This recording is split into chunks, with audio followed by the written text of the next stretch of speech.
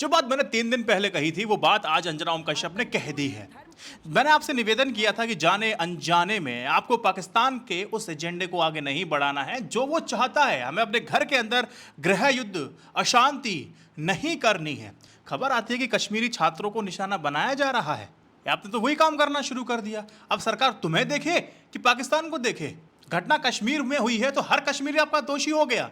मैं आपको वीडियो दिखाऊंगा, आपको सब समझ में आ जाएगा। जो वीडियो वायरल नहीं होने चाहिए वो तो ज्यादा वायरल होते हैं, और जो ज्यादा वायरल होने चाहिए वो बहुत कम वायरल होते हैं। आप ही को ना दो जो बहुत फेमस नेम है आपका, अंजना ओम कश्यप एंड चित्रा त्रिपाठी, दोनों की वीडियो मैं आपको दिखाऊंगा। लेकिन पहले यह समझ लो कि कहां उत्पीड़न हो गया। जम्मू और कश्मीर स्टूडेंट एसोसिएशन ने घाटी के बाहर कश्मीरी छात्रों के खिलाफ कम से कम 8 उत्पीड़न के मामले की सूचना दी है।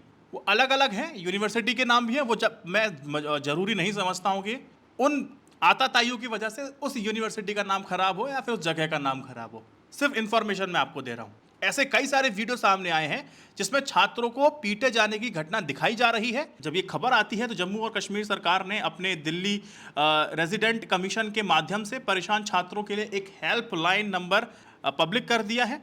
कश्मीरी पंडित संघर्ष समिति ने भी छात्रों को निशाना बनाने वाले हिंसा पर गहरा दुख, शोक जाहिर किया है और उसकी निंदा की है।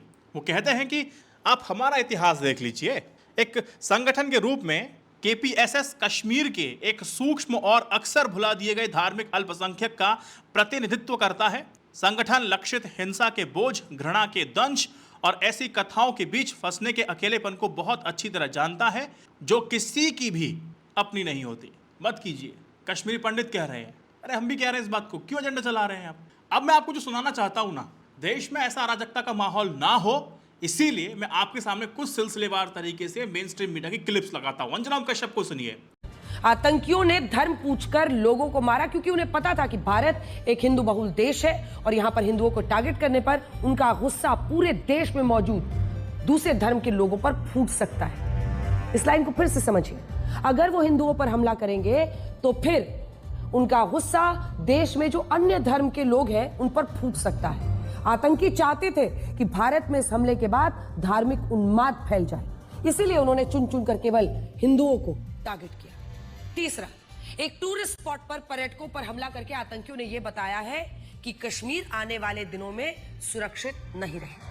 सारा जम्मू कश्मीर जानता है कि उनकी रोजी रोटी पर्यटन से चलती है। लाखों लोग टूरिज्म इंडस्ट्री से जुड़े हुए हैं। पिछले कुछ दशक में आप देखिए, और खास तौर पर 370 हटने के बाद वहां पर 6 गुना पर्यटन में बढ़ावा हुआ है। टूरिज्म में नौकरियों की वजह से कश्मीर में आतंकियों को वो समर्थन अब नहीं मिल रहा था जो पहले मिला करता था। आतंकवाद की वजह से कश्मीर में रोजगार के मौके कम थे और इसका फायदा आतंकी संगठन उठाते थे। वो चंद रुपए देकर छोटे छोटे बच्चों को, युवाओं को पत्थरबाजी करवाते थे। लेकिन कश्मीर का युवा समाज की मुख्य धारा से जुड़ने लगा था क्योंकि टूरिज्म से होने वाली कमाई उसके लिए काफी थी। आतंकियों ने यह हमला करके इन आम कश्मीरियों को भी डराने की कोशिश की। लेकिन हमें आज ये प्रण लेना होगा कि हम आतंकियों की साजिश को कामयाब नहीं होने देंगे। ये मैं कह चुका हूं, याद होगा आपको, मेरी बात पहुंची है।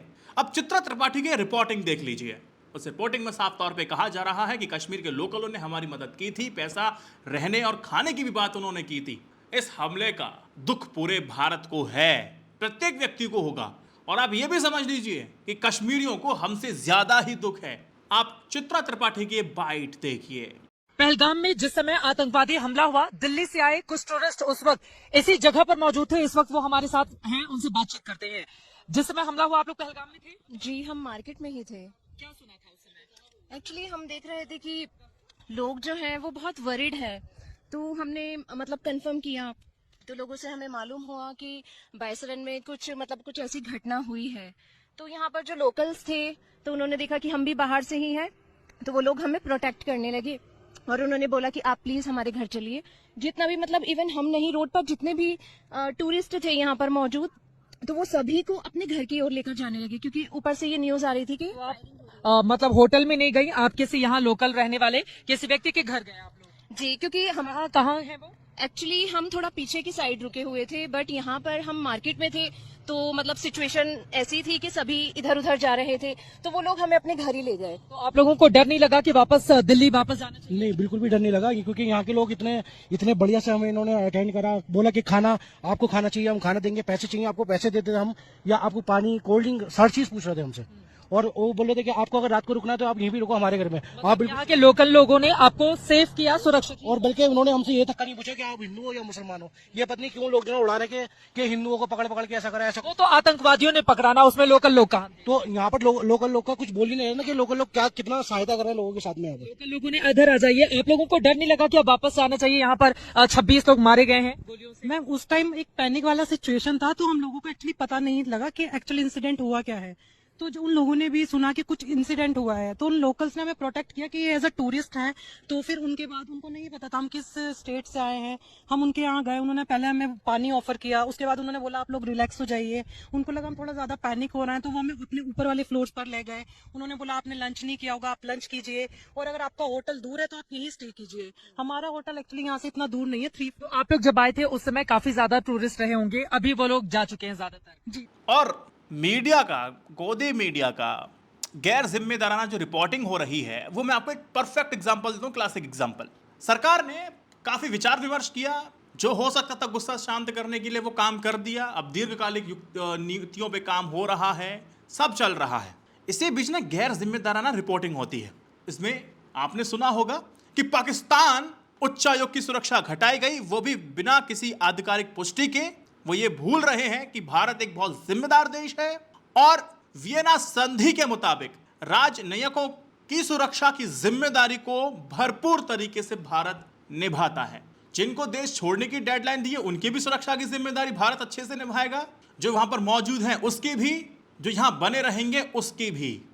टीआरपी के चक्कर में पूरे भारत की इमेज ऐसी धूमिल कर दी आप लोगों ने, सुरक्षा घटाई और ये कर दिया और वो कर दिया। अरे अंतर है, समझिए। जब ऐसे संवेदनशील मामले हो ना, तो ऑफिशियली ना आधिकारिक पुष्टि के बाद ही ऐसी खबरें ऑन एयर चलानी चाहिए। ऑफ एयर अपने कमरे में चाय पीते हुए, कॉफी पीते, जो चाहो बात कर लो, जो पकड़ते चाहो वो कर लो, नोबडी केयर्स। लेकिन जब आप ऐसे बोलते हो ना, तो दुनिया आपको देख रही होती है, तो आप बहुत ज्यादा जिम्मेदारी के साथ आपको बोलना चाहिए। मतलब भारत को ही आप बहुत गैर जिम्मेदाराना बताकर टीआरपी बटोर रहे हैं, पैसा कमा रहे हैं, और राष्ट्रभक्ति का, देशभक्ति का सर्टिफिकेट लेके, झंडा लेके घूम रहे हैं। ये बड़ा अजीब है। मेरा दर्शक को पता होना चाहिए, इसलिए मैंने बता दिया। पाकिस्तान के एजेंडे को आगे नहीं बढ़ाना है। जितना गैर जिम्मेदाराना पाकिस्तान है, उतना गैर जिम्मेदाराना भारत नहीं है, समझिए इस बात को। अब इस वीडियो को मैं खत्म करूं उससे पहले आप डोनाल्ड ट्रंप का वो देख लीजिए, जो नरेंद्र मोदी जी के बहुत ही करीबी है। उन्होंने ना संवेदनाएं व्यक्त की हैं, ना दुख किया है। डोनाल्ड ट्रंप ने बोला कि भैया काफी पुराना मसला है, भारत पाकिस्तान के आपस में बैठ के इसको सुलटा लेंगे। मतलब कहने का ये है कि ये जो इशू हुआ है, इसको अमेरिका कोई इशू ही नहीं मान रहा है और ना इस इशू को बना रहा है। वो कह रहे अपना आपस में सुलटा लेंगे। कुछ समझ में आ रहा है? भरोसा कीजिए अपनी बुद्धि पर, मीडिया पे नहीं। मेरा दोस्त, मेरा यार, गले लगे, सब फालतू की बातें हैं। थोड़ी समझ बढ़ाइए, कौन सी वीडियो शेयर करनी नहीं करनी ये भी आप समझिए, और पाकिस्तान के उस एजेंडा को आगे मत बढ़ाइए। भारत के अंदर उस नफरती आग को मत फैलने दीजिए, वो दीवार मत खड़ी होने दीजिए जो ये पाकिस्तानी चाहते हैं। और बहुत ही ज़्यादा डिटेल में समझना है तो 2 दिन पहले वीडियो पढ़ चुके, 3 दिन पहले जाके उसको भी देख सकते हैं। इस वीडियो को शेयर कीजिए, जागरूकता फैलाइए। जय Hind, Vande Mataram, stay updated, stay educated, सत्यमेव जयते, नमस्कार।